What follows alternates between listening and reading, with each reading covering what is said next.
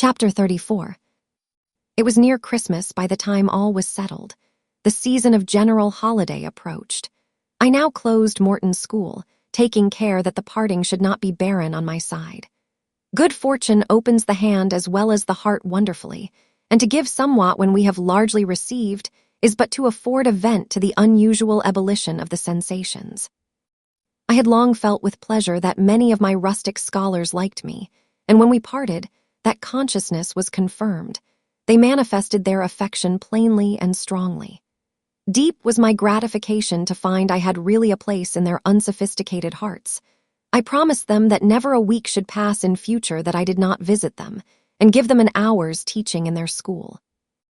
Mr. Rivers came up as, having seen the classes, now numbering 60 girls, file out before me, and locked the door. I stood with the key in my hand, exchanging a few words of special farewell with some half-dozen of my best scholars. As decent, respectable, modest, and well-informed young women as could be found in the ranks of the British peasantry. And that is saying a great deal, for after all, the British peasantry are the best taught, best mannered, most self-respecting of any in Europe. Since those days I have seen paysans and bäuerinnen, and the best of them seemed to me ignorant, coarse, and besotted, compared with my Morton girls. "Do you consider you have got your reward for a season of exertion?" asked Mr. Rivers, when they were gone. "Does not the consciousness of having done some real good in your day and generation give pleasure?" "Doubtless. And you have only toiled a few months. Would not a life devoted to the task of regenerating your race be well spent?"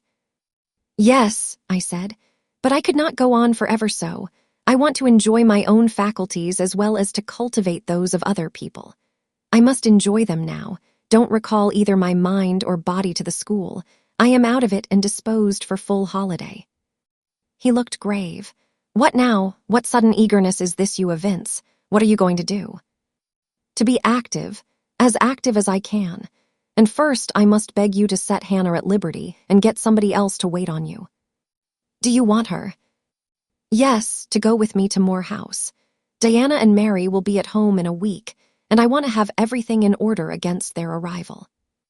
"I understand. I thought you were for flying off on some excursion.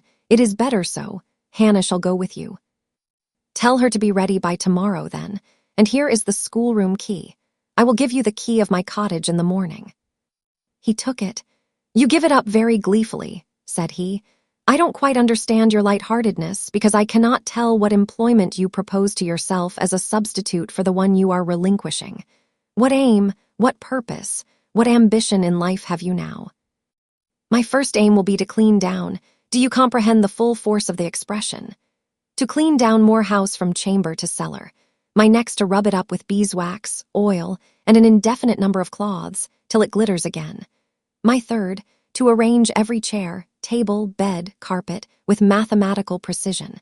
Afterwards I shall go near to ruin you in coals and peat to keep up good fires in every room. And lastly, the 2 days preceding that on which your sisters are expected will be devoted by Hannah and me to such a beating of eggs, sorting of currants, grating of spices, compounding of Christmas cakes, chopping up of materials for mince pies, and solemnizing of other culinary rites, as words can convey but an inadequate notion of to the uninitiated like you. My purpose, in short, is to have all things in an absolutely perfect state of readiness for Diana and Mary before next Thursday, and my ambition is to give them a beau ideal of a welcome when they come." St. John smiled slightly. Still he was dissatisfied.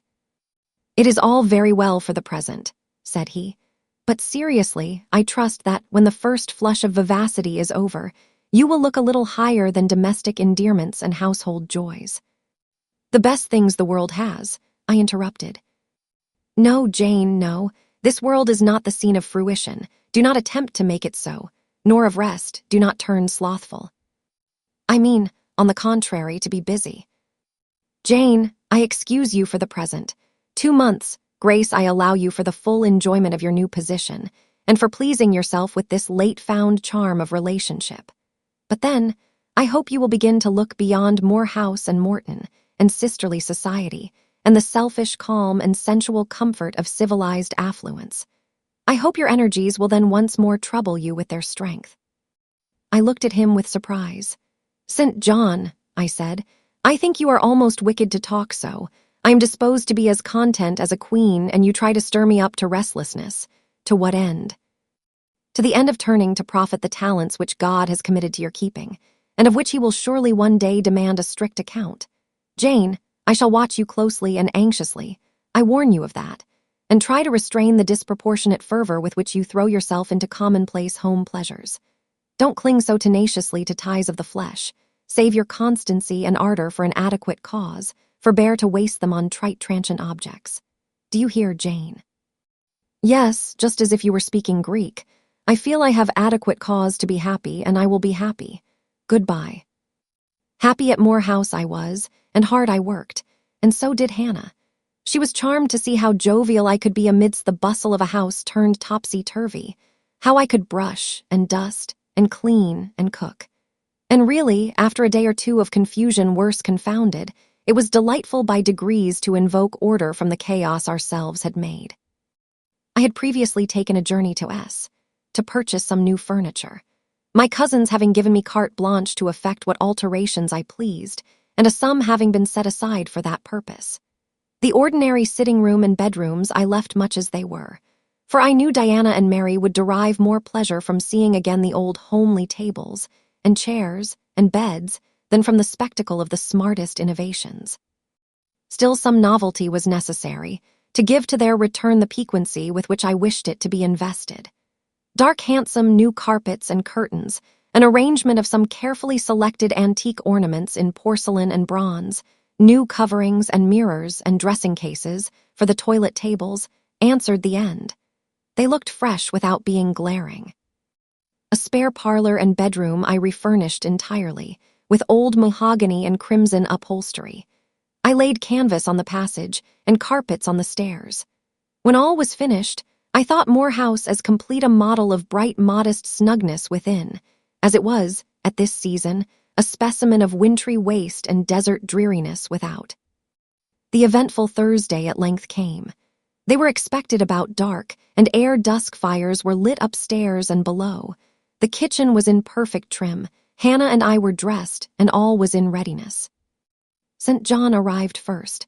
I had entreated him to keep quite clear of the house till everything was arranged, and indeed the bare idea of the commotion, at once sordid and trivial, going on within its walls sufficed to scare him to estrangement. He found me in the kitchen, watching the progress of certain cakes for tea, then baking. Approaching the hearth, he asked if I was at last satisfied with housemaid's work. I answered by inviting him to accompany me on a general inspection of the result of my labors. With some difficulty, I got him to make the tour of the house.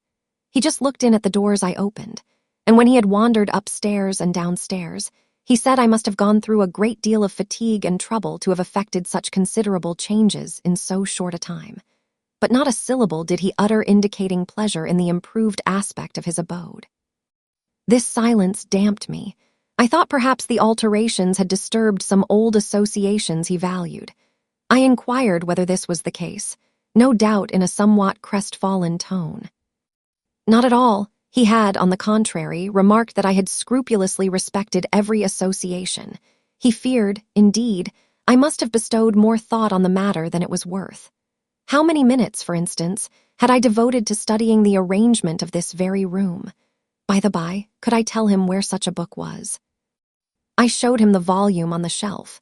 He took it down, and withdrawing to his accustomed window recess, he began to read it. Now, I did not like this, reader.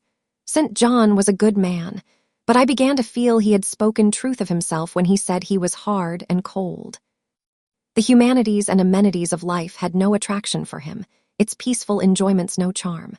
Literally, he lived only to aspire, after what was good and great, certainly, but still he would never rest, nor approve of others resting round him. As I looked at his lofty forehead, still and pale as a white stone, at his fine lineaments fixed in study, I comprehended all at once that he would hardly make a good husband, that it would be a trying thing to be his wife. I understood, as by inspiration, the nature of his love for Miss Oliver. I agreed with him that it was but a love of the senses. I comprehended how he should despise himself for the feverish influence it exercised over him, how he should wish to stifle and destroy it, how he should mistrust its ever conducting permanently to his happiness or hers. I saw he was of the material from which nature hews her heroes, Christian and pagan, her lawgivers, her statesmen, her conquerors. A steadfast bulwark for great interests to rest upon, but at the fireside, too often a cold, cumbrous column, gloomy and out of place. This parlor is not his sphere, I reflected. The Himalayan ridge or kaffir bush, even the plague-cursed Guinea coast swamp would suit him better. Well may he eschew the calm of domestic life. It is not his element. There his faculties stagnate, they cannot develop or appear to advantage. It is in scenes of strife and danger, where courage is proved, and energy exercised, and fortitude tasked, that he will speak and move, the leader and superior. A merry child would have the advantage of him on this hearth. He is right to choose a missionary's career. I see it now. They are coming, cried Hannah, throwing open the parlor door. At the same moment old Carlo barked joyfully. Out I ran. It was now dark, but a rumbling of wheels was audible. Hannah soon had a lantern lit. The vehicle had stopped at the wicket, the driver opened the door. First one well-known form, then another stepped out. In a minute I had my face under their bonnets, in contact first with Mary's soft cheek, then with Diana's flowing curls. They laughed, kissed me. Then Hannah patted Carlo, who was half wild with delight, asked eagerly if all was well, and being assured in the affirmative, hastened into the house. They were stiff with their long and jolting drive from Whitcross, and chilled with the frosty night air, but their pleasant countenances expanded to the cheerful firelight. While the driver and Hannah brought in the boxes, they demanded St. John. At this moment he advanced from the parlor. They both threw their arms round his neck at once. He gave each one quiet kiss, said in a low tone a few words of welcome, stood a while to be talked to, and then, intimating that he supposed they would soon rejoin him in the parlor, withdrew there as to a place of refuge. I had lit their candles to go upstairs, but Diana had first to give hospitable orders respecting the driver. This done, both followed me. They were delighted with the renovation and decorations of their rooms, with the new drapery and fresh carpets and rich tinted china vases. They expressed their gratification ungrudgingly. I had the pleasure of feeling that my arrangements met their wishes exactly, and that what I had done added a vivid charm to their joyous return home. Sweet was that evening. My cousins, full of exhilaration, were so eloquent in narrative and comment that their fluency covered St. John's taciturnity. He was sincerely glad to see his sisters, but in their glow of fervor and flow of joy he could not sympathize. The event of the day, that is, the return of Diana and Mary, pleased him, but the accompaniments of that event, the glad tumult, the garrulous glee of reception irked him. I saw he wished the calmer morrow was come. In the very meridian of the night's enjoyment, about an hour after tea, a rap was heard at the door. Hannah entered with the intimation that a poor lad was come, at that unlikely time, to fetch Mr. Rivers to see his mother, who was drawing away. Where does she live, Hannah? Clear up at Whitcross Brow, almost 4 miles off, and moor and moss all the way. Tell him I will go. I'm sure, sir, you had better not. It's the worst road to travel after dark that can be. There's no track at all over the bog, and then it is such a bitter night, the keenest wind you ever felt. You had better send word, sir, that you will be there in the morning. But he was already in the passage, putting on his cloak, and without one objection, one murmur, he departed. It was then 9 o'clock. He did not return till midnight. Starved and tired enough he was, but he looked happier than when he set out. He had performed an act of duty, made an exertion, felt his own strength to do and deny, and was on better terms with himself. I am afraid the whole of the ensuing week tried his patience. It was Christmas week. We took to no settled employment, but spent it in a sort of merry domestic dissipation. The air of the moors, the freedom of home, the dawn of prosperity, acted on Diana and Mary's spirits like some life-giving elixir. They were gay from morning till noon, and from noon till night. They could always talk, and their discourse, witty, pithy, original, had such charms for me that I preferred listening to and sharing in it to doing anything else. St. John did not rebuke our vivacity, but he escaped from it. He was seldom in the house, his parish was large, the population scattered, and he found daily business in visiting the sick and poor in its different districts. One morning at breakfast, Diana, after looking a little pensive for some minutes, asked him if his plans were yet unchanged. "Unchanged and unchangeable," was the reply, and he proceeded to inform us that his departure from England was now definitively fixed for the ensuing year. "And Rosamond Oliver," suggested Mary, the words seeming to escape her lips involuntarily, for no sooner had she uttered them than she made a gesture as if wishing to recall them. St. John had a book in his hand.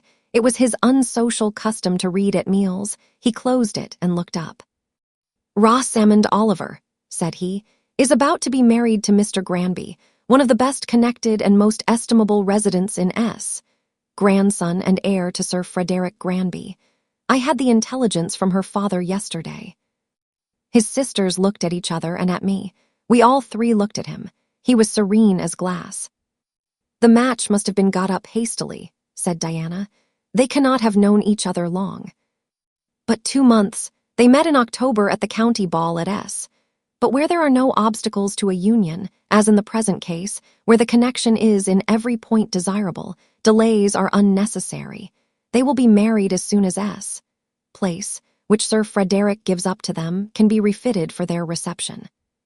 The first time I found St. John alone after this communication, I felt tempted to inquire if the event distressed him, but he seemed so little to need sympathy that, so far from venturing to offer him more, I experienced some shame at the recollection of what I had already hazarded. Besides, I was out of practice in talking to him. His reserve was again frozen over, and my frankness was congealed beneath it. He had not kept his promise of treating me like his sisters. He continually made little chilling differences between us, which did not at all tend to the development of cordiality. In short, now that I was acknowledged his kinswoman and lived under the same roof with him, I felt the distance between us to be far greater than when he had known me only as the village schoolmistress. When I remembered how far I had once been admitted to his confidence, I could hardly comprehend his present frigidity. Such being the case, I felt not a little surprised when he raised his head suddenly from the desk over which he was stooping, and said, "You see, Jane, the battle is fought and the victory won." Startled at being thus addressed, I did not immediately reply. After a moment's hesitation, I answered, "But are you sure you are not in the position of those conquerors whose triumphs have cost them too dear? Would not such another ruin you?" "I think not, and if I were, it does not much signify. I shall never be called upon to contend for such another. The event of the conflict is decisive. My way is now clear. I thank God for it." So saying, he returned to his papers and his silence. As our mutual happiness, i.e., Diana's, Mary's, and mine, settled into a quieter character, and we resumed our usual habits and regular studies, St. John stayed more at home. He sat with us in the same room, sometimes for hours together. While Mary drew, Diana pursued a course of encyclopedic reading she had, to my awe and amazement, undertaken, and I fagged away at German. He pondered a mystic lore of his own, that of some Eastern tongue, the acquisition of which he thought necessary to his plans. Thus engaged, he appeared, sitting in his own recess, quiet and absorbed enough. But that blue eye of his had a habit of leaving the outlandish-looking grammar and wandering over and sometimes fixing upon us, his fellow students, with a curious intensity of observation. If caught, it would be instantly withdrawn. Yet ever and anon it returned searchingly to our table. I wondered what it meant. I wondered, too, at the punctual satisfaction he never failed to exhibit on an occasion that seemed to me of small moment, namely, my weekly visit to Morton School. And still more was I puzzled when, if the day was unfavorable, if there was snow, or rain, or high wind, and his sisters urged me not to go, he would invariably make light of their solicitude and encourage me to accomplish the task without regard to the elements. "Jane is not such a weakling as you would make her," he would say. "She can bear a mountain blast, or a shower, or a few flakes of snow, as well as any of us. Her constitution is both sound and elastic, better calculated to endure variations of climate than many more robust."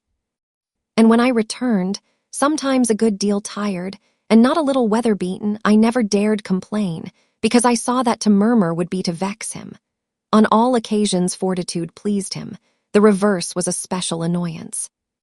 One afternoon, however, I got leave to stay at home because I really had a cold. His sisters were gone to Morton in my stead.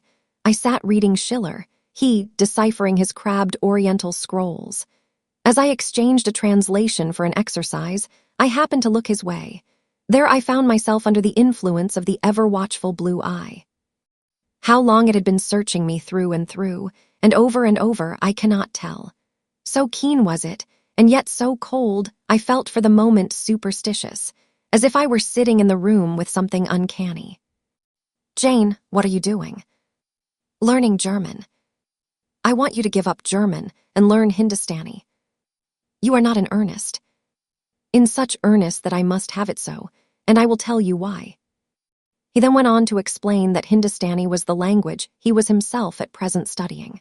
That, as he advanced, he was apt to forget the commencement, that it would assist him greatly to have a pupil with whom he might again and again go over the elements, and so fix them thoroughly in his mind, that his choice had hovered for some time between me and his sisters, but that he had fixed on me because he saw I could sit at a task the longest of the three.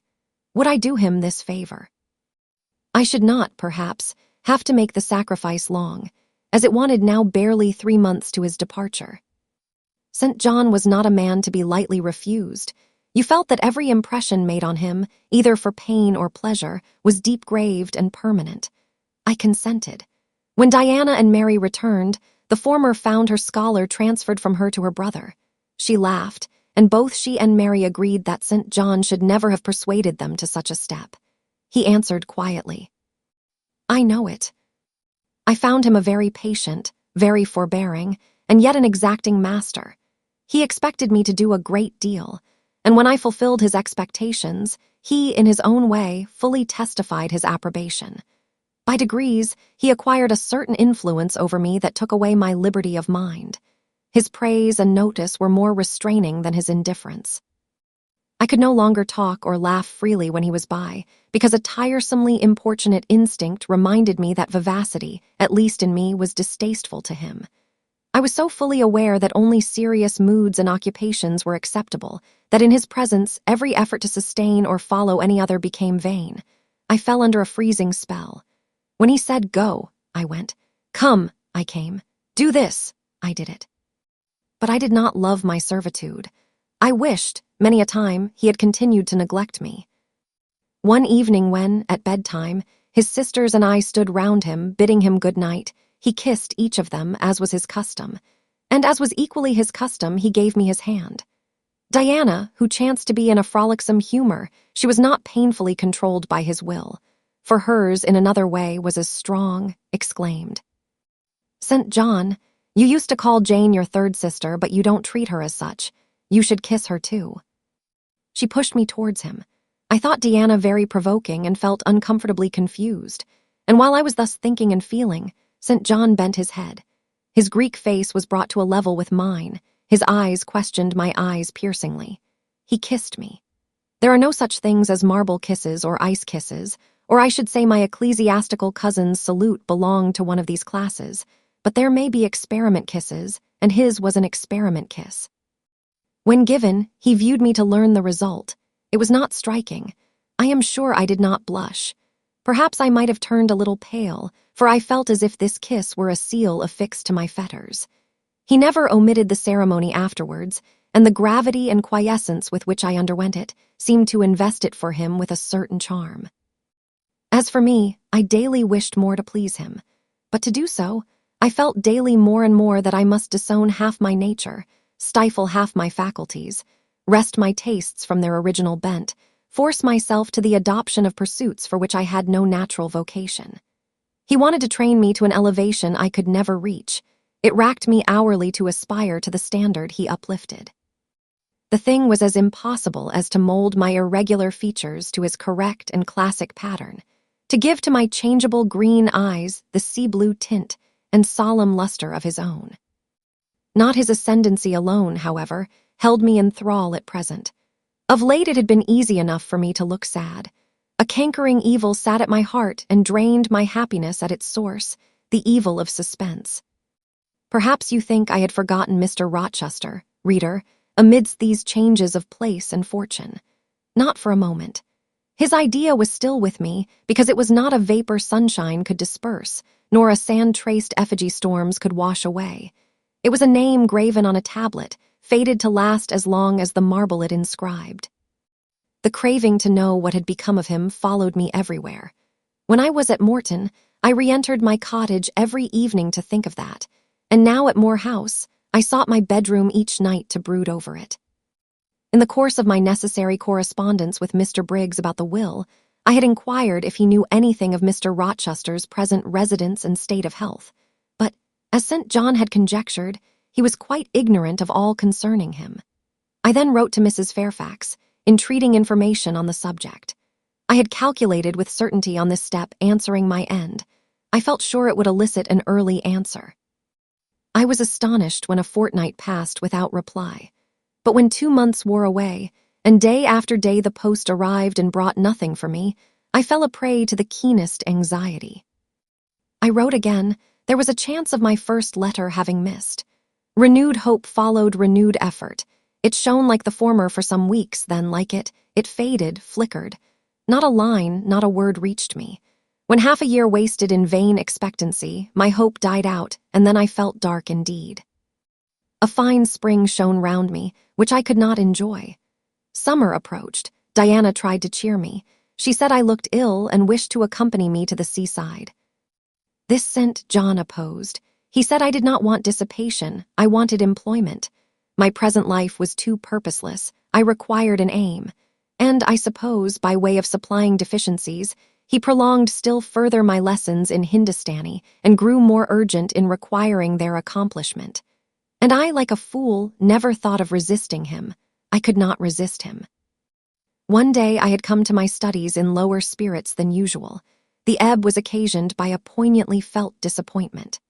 Hannah had told me in the morning there was a letter for me, and when I went down to take it, almost certain that the long-looked-for tidings were vouchsafed me at last, I found only an unimportant note from Mr. Briggs on business. The bitter check had wrung from me some tears, and now, as I sat poring over the crabbed characters and flourishing tropes of an Indian scribe, my eyes filled again. St. John called me to his side to read. In attempting to do this, my voice failed me. Words were lost in sobs. He and I were the only occupants of the parlor. Diana was practicing her music in the drawing-room. Mary was gardening. It was a very fine May day, clear, sunny, and breezy.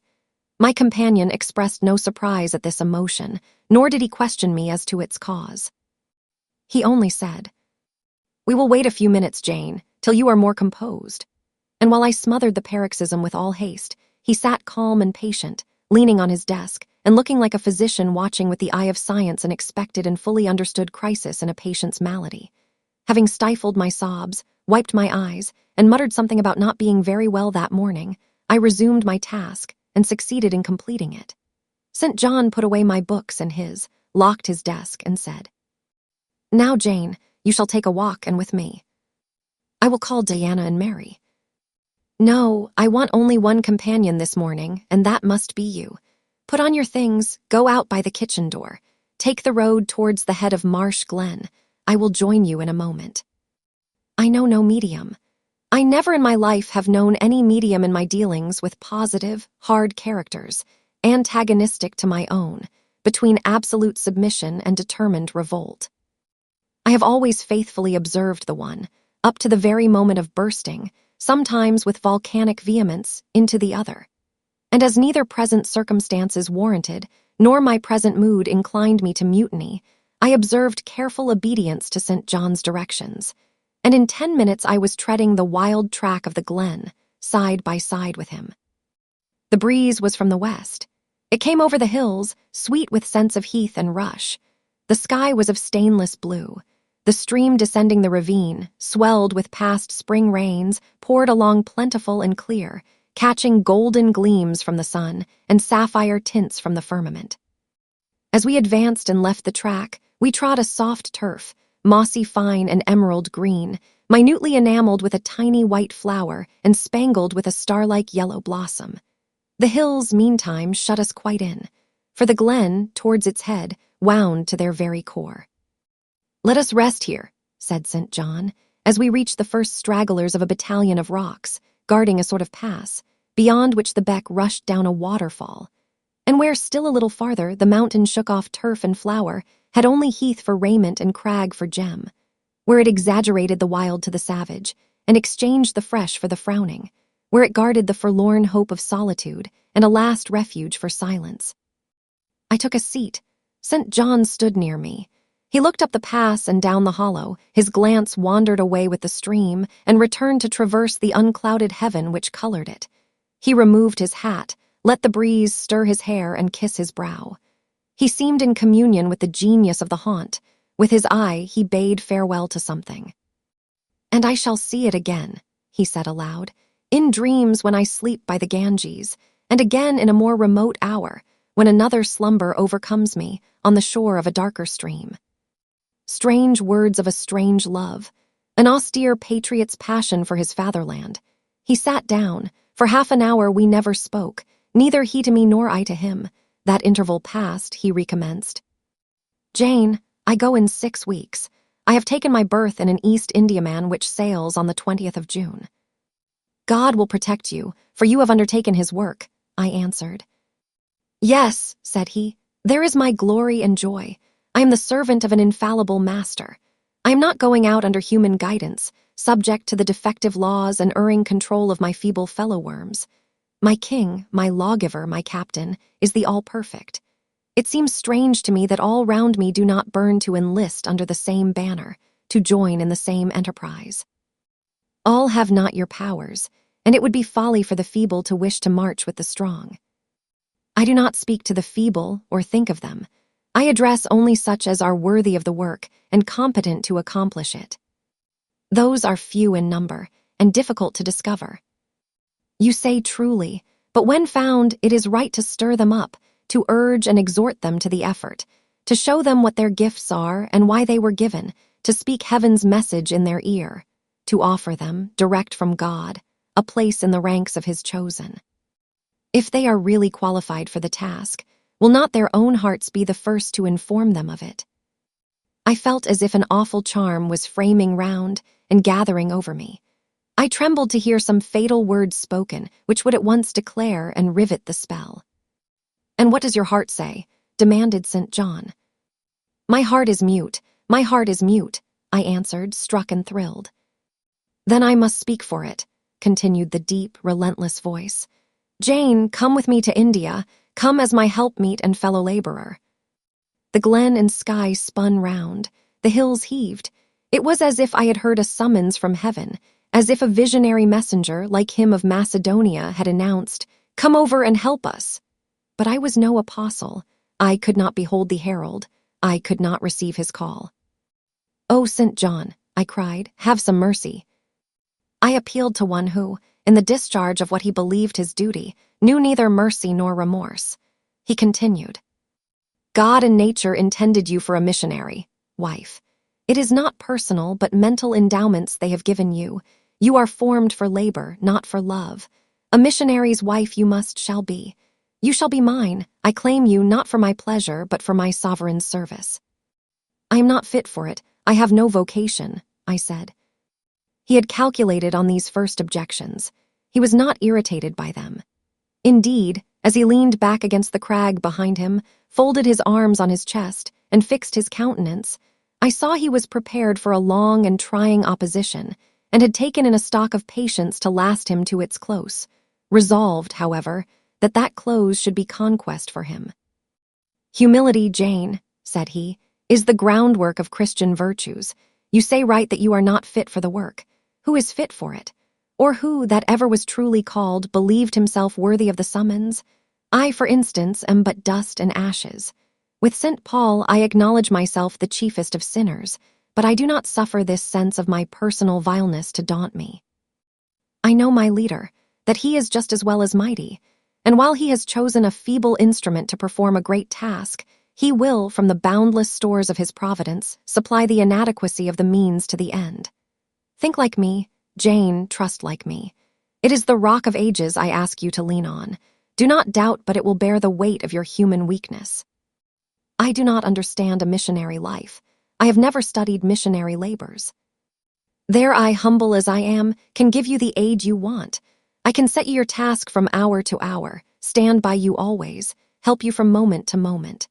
This I could do in the beginning. Soon, for I know your powers, you would be as strong and apt as myself, and would not require my help. But my powers, where are they for this undertaking? I do not feel them. Nothing speaks or stirs in me while you talk. I am sensible of no light kindling, no life quickening, no voice counseling or cheering. Oh, I wish I could make you see how much my mind is at this moment like a rayless dungeon, with one shrinking fear fettered in its depths, the fear of being persuaded by you to attempt what I cannot accomplish. I have an answer for you, hear it. I have watched you ever since we first met. I have made you my study for 10 months. I have proved you in that time by sundry tests, and what have I seen and elicited? In the village school I found you could perform well, punctually, uprightly, labor uncongenial to your habits and inclinations. I saw you could perform it with capacity and tact. You could win while you controlled. In the calm with which you learnt you had become suddenly rich, I read a mind clear of the vice of Damas. Lucre had no undue power over you. In the resolute readiness with which you cut your wealth into 4 shares, keeping but one to yourself, and relinquishing the 3 others to the claim of abstract justice, I recognized a soul that reveled in the flame and excitement of sacrifice. In the tractability with which, at my wish, you forsook a study in which you were interested, and adopted another because it interested me.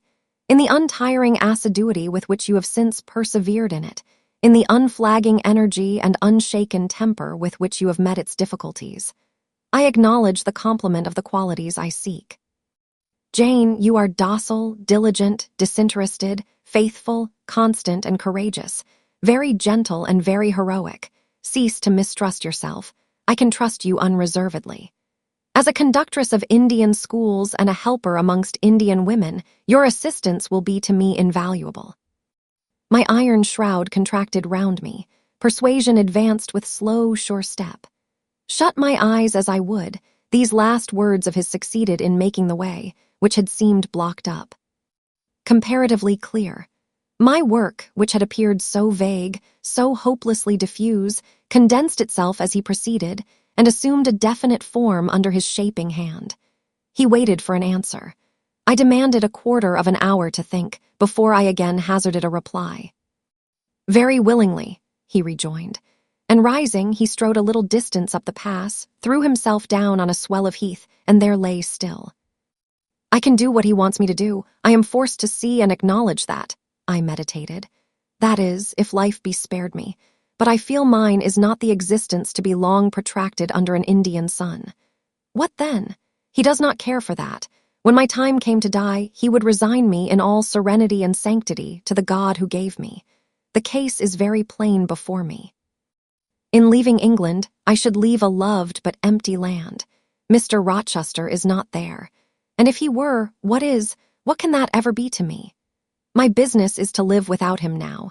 Nothing so absurd, so weak as to drag on from day to day, as if I were waiting some impossible change in circumstances, which might reunite me to him.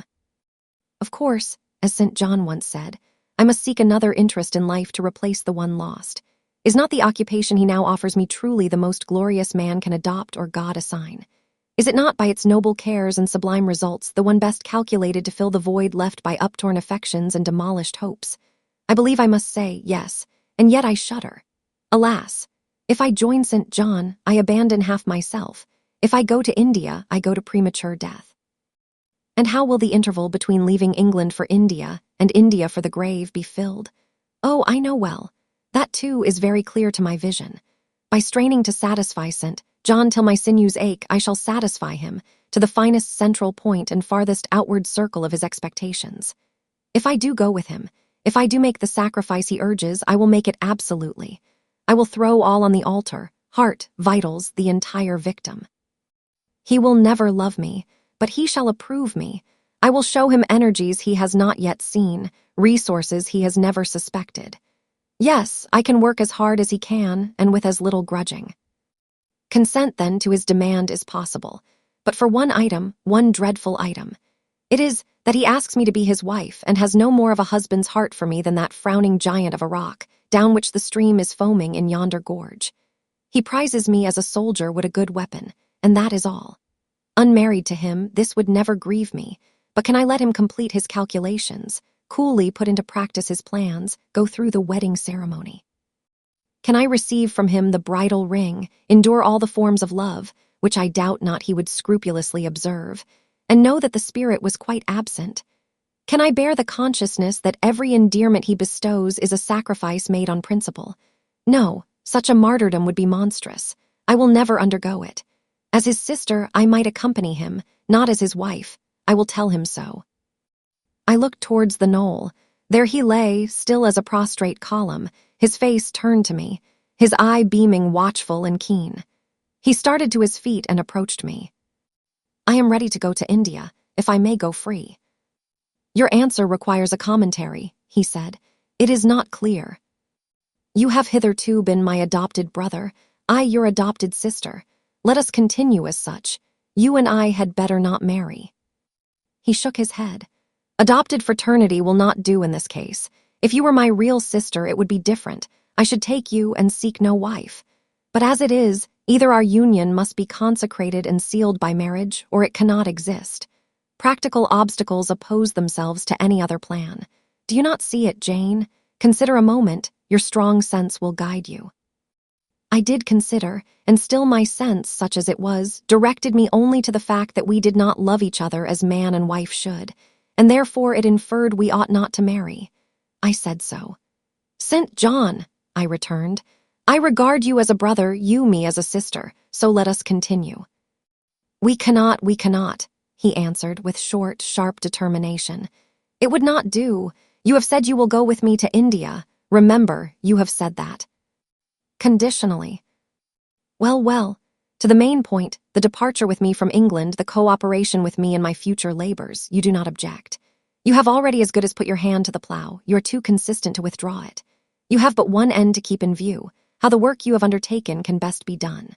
Simplify your complicated interests, feelings, thoughts, wishes, aims, merge all considerations in one purpose, that of fulfilling with effect, with power, the mission of your great master. To do so, you must have a coadjutor, not a brother, that is a loose tie, but a husband. I, too, do not want a sister. A sister might any day be taken from me. I want a wife, the sole helpmeet I can influence efficiently in life and retain absolutely till death. I shuddered as he spoke. I felt his influence in my marrow, his hold on my limbs. Seek one elsewhere than in me, St. John. Seek one fitted to you. One fitted to my purpose, you mean fitted to my vocation. Again, I tell you, it is not the insignificant private individual, the mere man, with the man's selfish senses, I wish to mate. It is the missionary. And I will give the missionary my energies. It is all he wants, but not myself. That would be only adding the husk and shell to the kernel. For them he has no use. I retain them. You cannot, you ought not. Do you think God will be satisfied with half an oblation? Will he accept a mutilated sacrifice? It is the cause of God I advocate. It is under his standard I enlist you. I cannot accept on his behalf a divided allegiance. It must be entire. Oh, I will give my heart to God, I said. You do not want it. I will not swear, reader, that there was not something of repressed sarcasm both in the tone in which I uttered this sentence and in the feeling that accompanied it. I had silently feared St. John till now because I had not understood him. He had held me in awe because he had held me in doubt. How much of him was saint, how much mortal, I could not heretofore tell. But revelations were being made in this conference. The analysis of his nature was proceeding before my eyes. I saw his fallibilities. I comprehended them.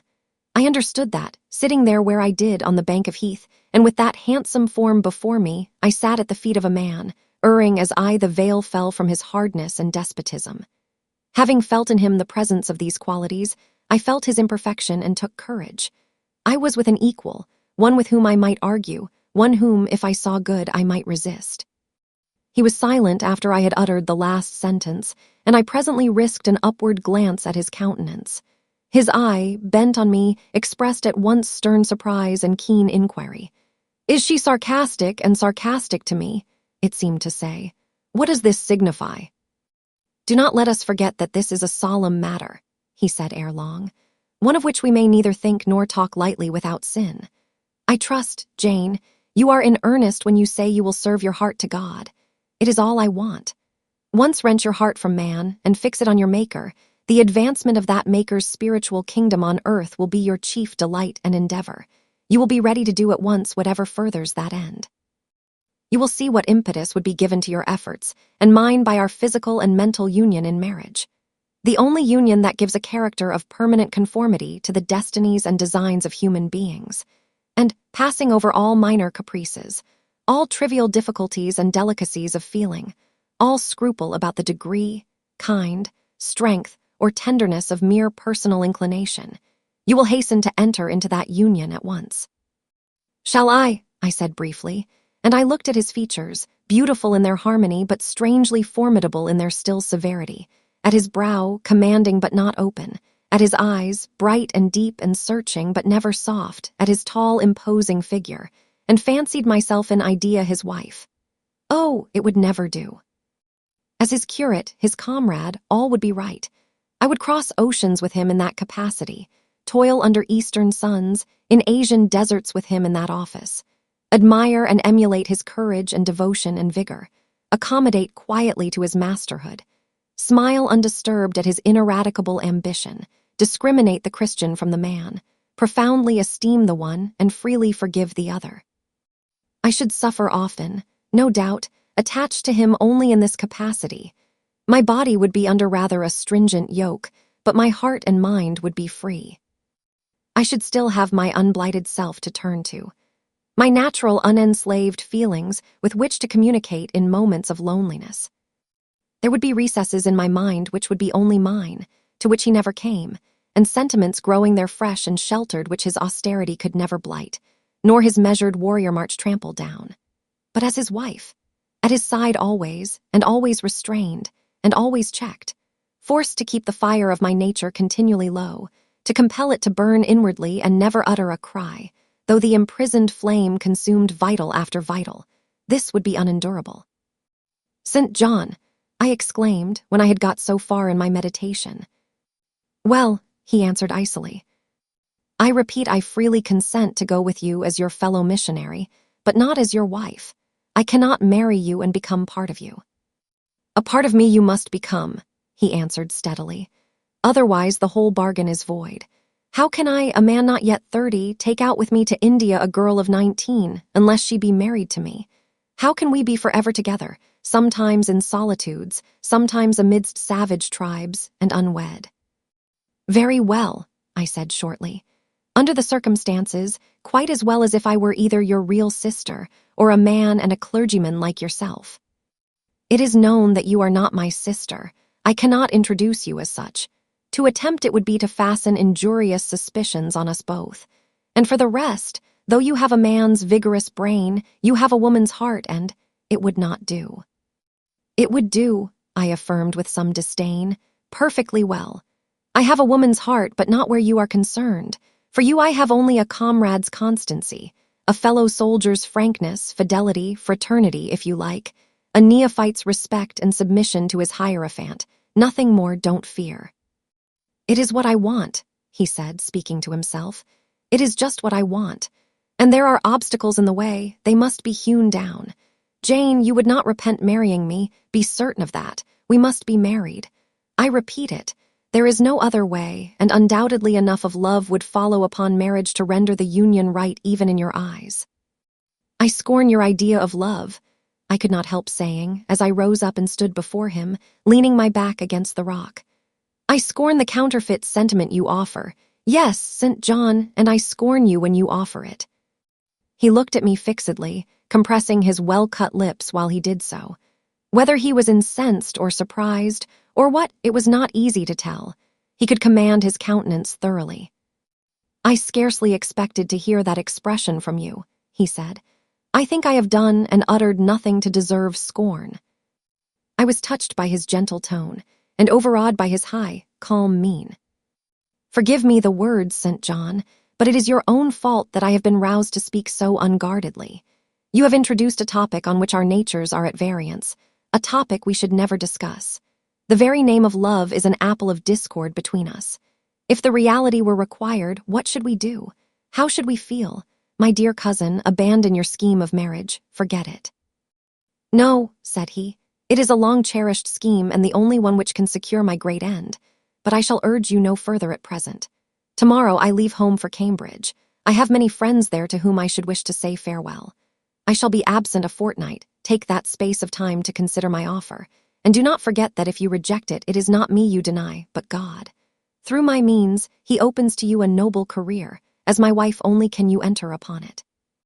Refuse to be my wife, and you limit yourself forever to a track of selfish ease and barren obscurity. Tremble lest in that case you should be numbered with those who have denied the faith and are worse than infidels. He had done. Turning from me, he once more. Look to river, look to hill. But this time, his feelings were all pent in his heart. I was not worthy to hear them uttered. As I walked by his side homeward, I read well in his iron silence all he felt towards me. The disappointment of an austere and despotic nature, which has met resistance where it expected submission. The disapprobation of a cool, inflexible judgment, which has detected in another feelings and views in which it has no power to sympathize. In short, as a man, he would have wished to coerce me into obedience. It was only as a sincere Christian he bore so patiently with my perversity, and allowed so long a space for reflection and repentance. That night, after he had kissed his sisters, he thought proper to forget even to shake hands with me, but left the room in silence. I who, though I had no love, had much friendship for him, was hurt by the marked omission, so much hurt that tears started to my eyes. I see you and St. John have been quarreling, Jane, said Diana, during your walk on the moor. But go after him. He is now lingering in the passage expecting you. He will make it up. I have not much pride under such circumstances. I would always rather be happy than dignified, and I ran after him. He stood at the foot of the stairs. Good night, St. John, said I. Good night, Jane, he replied calmly. Then shake hands, I added. What a cold, loose touch he impressed on my fingers. He was deeply displeased by what had occurred that day. Cordiality would not warm, nor tears move him. No happy reconciliation was to be had with him, no cheering smile or generous word. But still the Christian was patient and placid, and when I asked him if he forgave me, he answered that he was not in the habit of cherishing the remembrance of vexation, that he had nothing to forgive, not having been offended. And with that answer, he left me. I would much rather he had knocked me down.